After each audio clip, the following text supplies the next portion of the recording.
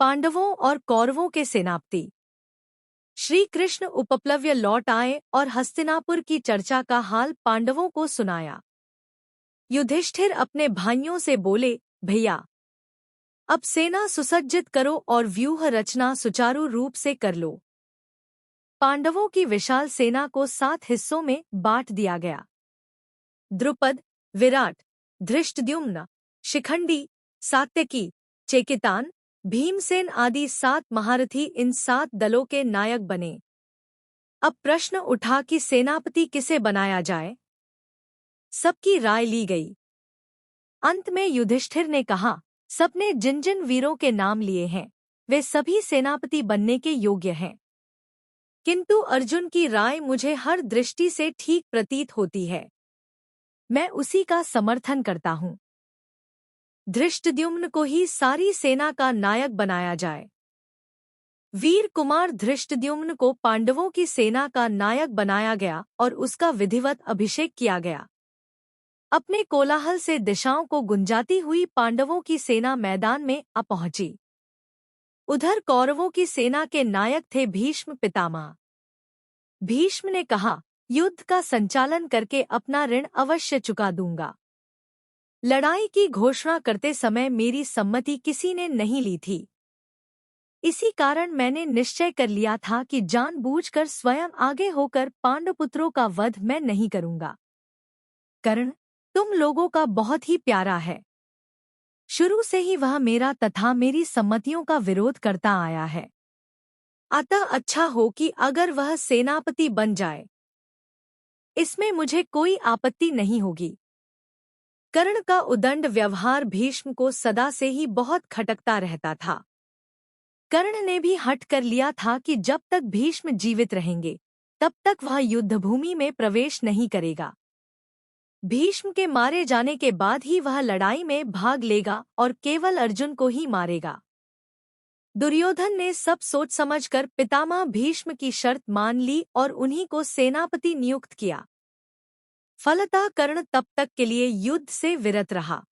पितामह के नायकत्व में कौरवसेना समुद्र की भांति लहरें मारती हुई कुरुक्षेत्र की ओर प्रवाहित हुई।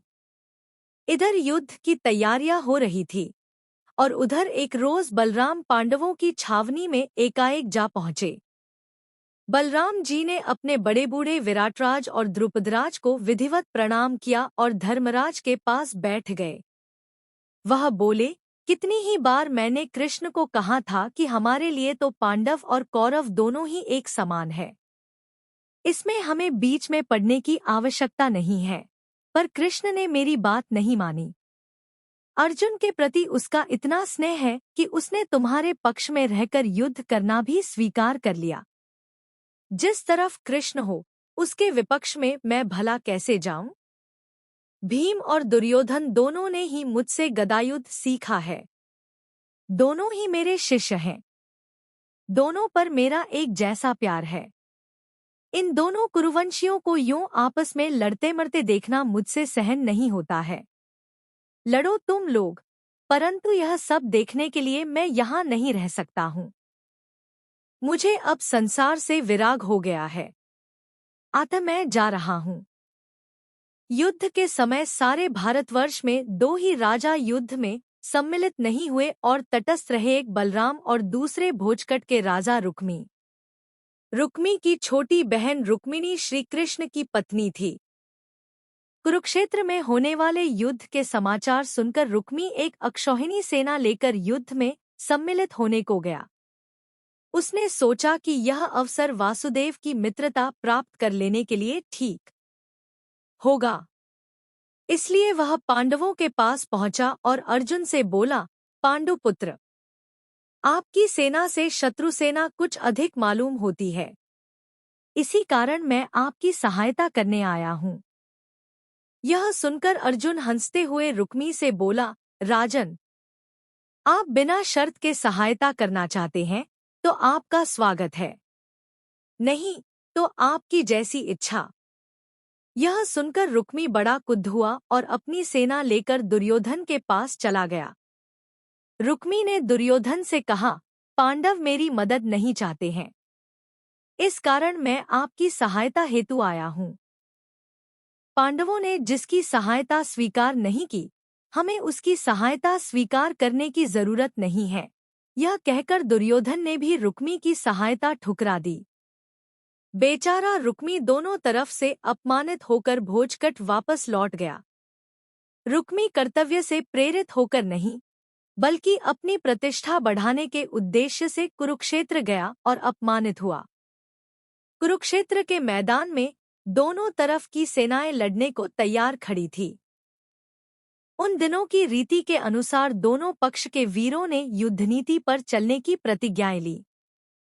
कौरवों की सेना की व्यूह रचना देखकर युधिष्ठिर ने अर्जुन को आज्ञा दी, एक जगह सब वीरों को इकट्ठे रहकर लड़ना होगा। अतः सेना को सूचीमुख सुई की नोक के समान व्यूह में सज्जित करो। इस प्रकार दोनों पक्षों की सेनाओं की व्यूह रचना हो गई। अर्जुन ने युद्ध के लिए तैयार हुए वीरों को देखा तो उसके मन में शंका हुई कि हम यह क्या करने जा रहे हैं। उसने अपनी यह शंका श्री कृष्ण पर प्रकट की। तब अर्जुन के इस भ्रम को दूर करने के लिए श्री कृष्ण ने कुरुक्षेत्र में जिस कर्मयोग का उपदेश दिया वह तो विश्वविख्यात है। सब लोग इसी की राह देख रहे थे कि कब युद्ध शुरू हो, पर एकाएक पांडव सेना के बीच में हलचल मच गई। देखते क्या है कि युधिष्ठिर ने अचानक अपना कवच और धनुष बाण उतारकर रथ पर रख दिया है और रथ से उतरकर हाथ जोड़े कौरवसेना की हथियारबंद पंक्तियों को चीरते हुए भीष्म की ओर पैदल जा रहे हैं। बिना सूचना दिए उनको इस प्रकार जाते देखकर दोनों ही पक्षवाले अचंभे में पड़ गए। अर्जुन तुरंत रथ से कूद पड़ा और युधिष्ठिर के पीछे कौरवसेना में घुस गया। दूसरे पांडव और श्री कृष्ण भी उनके साथ ही हो लिए।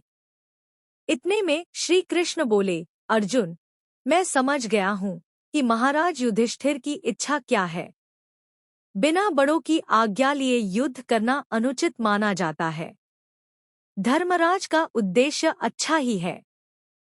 शत्रु सेना के हथियारबंद वीरों की कतार को चीरते हुए युधिष्ठिर सीधे पितामह भीष्म के पास पहुंचे और झुककर उनके चरण छुए। फिर बोले, पितामह, हमने आपके साथ लड़ने का दुस्साहस कर ही लिया।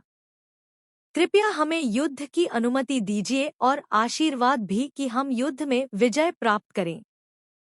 भीष्म बोले, बेटा युधिष्ठिर, मुझे तुमसे यही आशा थी। मैं स्वतंत्र नहीं हूँ। विवश होकर मुझे तुम्हारे विपक्ष में रहना पड़ रहा है। फिर भी मेरी यही कामना है कि रण में विजय तुम्हारी हो। भीष्म की आज्ञा और आशीर्वाद प्राप्त कर लेने के बाद युधिष्ठिर आचार्य द्रोण के पास गए और परिक्रमा करके उनको दंडवत किया। आचार्य ने आशीर्वाद देते हुए कहा, मैं भी कौरवों के अधीन हूँ, उनका साथ देने को विवश हूँ। फिर भी मेरी यही कामना है कि जीत तुम्हारी ही हो। आचार्य द्रोण से आशीष लेकर धर्मराज ने आचार्य कृप एवं मद्रराज शल्य के पास जाकर उनके भी आशीर्वाद प्राप्त किए और सेना में लौट आए। युद्ध शुरू हुआ तो पहले बड़े योद्धाओं में द्वंद्व होने लगा। बराबर की ताकत वाले एक ही जैसे हथियार लेकर दो दो की जोड़ी में लड़ने लगे। अर्जुन के साथ भीष्म, सात्यकी के साथ कृतवर्मा और अभिमन्यु बृहत्पाल के साथ भिड़ गए। भीमसेन दुर्योधन से जा भिड़ा। युधिष्ठिर शल्य के साथ लड़ने लगे। धृष्टद्युम्न ने आचार्य द्रोण पर सारी शक्ति लगाकर हमला बोल दिया और इसी प्रकार प्रत्येक वीर युद्ध धर्म का पालन करता हुआ द्वंद्व करने लगा। भीष्म के नेतृत्व में कौरववीरों ने 10 दिन तक युद्ध किया। 10 दिन के बाद भीष्म आहत हुए और द्रोणाचार्य सेनापति नियुक्त किए गए। द्रोणाचार्य भी जब खेत रहे तो कर्ण को सेनापतित्व ग्रहण करना पड़ा। 17वें दिन की लड़ाई में कर्ण का भी स्वर्गवास हो गया। इसके बाद शल्य ने कौरवों का सेनापति बनकर सेना का संचालन किया। इस प्रकार महाभारत का युद्ध कुल 18 दिन चला।